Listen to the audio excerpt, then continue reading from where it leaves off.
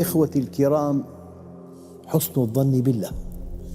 يقول الله تعالى في الحديث القدسي: أنا عند ظن عبدي بي. أيها الإخوة الأحباب، الله جل جلاله هو الذات الكاملة. في هذا الكون حقيقة واحدة هي الله. كل السعادة والأنس والتوفيق أن تعرفه، وكل الشقاء والهلاك والمعيشة الضنك أن تغفل عنه. فالإنسان حينما يذكر الله يذكر الحقيقة الوحيدة في الكون. لذلك ما ظنك بالله؟ في بعض الآيات الكريمة يقول الله عز وجل: يظنون بالله غير الحق. وفي آية ثانية: الظانين بالله ظن السوء. الحقيقة إذا عرفت الله تظن به الظن الحسن، فالظن الحسن علامة معرفة الله، والظن السيء علامة الجهل به. ولأن ترتكب الكبائر أهون من أن تقول على الله ما لا تعلم. هذا الذي ينفر الناس من الذات الإلهية، يبث عقيدة الجبر أن الله خلقه كافراً، كتب عليه الكفر قبل أن يخلق، سيضعه في جهنم إلى أبد الآبدين. هذا لأن يرتكب الكبائر أهون من أن يقول على الله ما لا يعلم. لذلك حسن الظن بالله ثمن الجنة.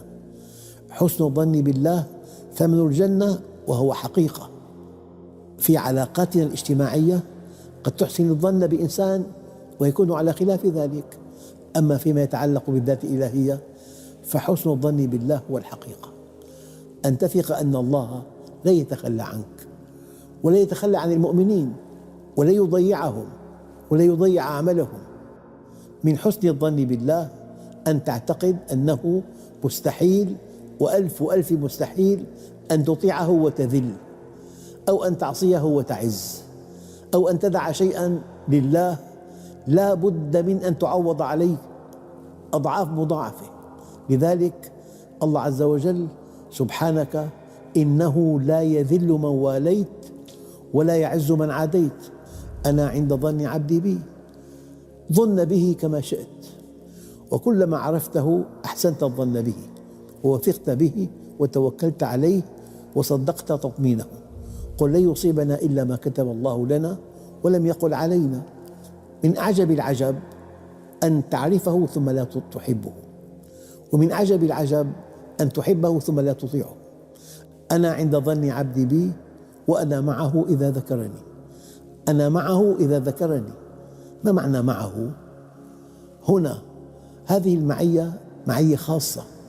في القرآن الكريم معية عامة ومعية خاصة. المعية العامة هو معكم أينما كنتم بعلمه، مع الكافر والملحد والطاغية والمؤمن والنبي، ليست واردة هنا. أما هنا المعية الخاصة: أنا معكم بالحفظ والتوفيق وبالتأييد والنصر. إذا كان الله معك خدمك عدوك مقهورا، وإذا كان الله عليك ليس معك تطاول عليك أقرب الناس إليك.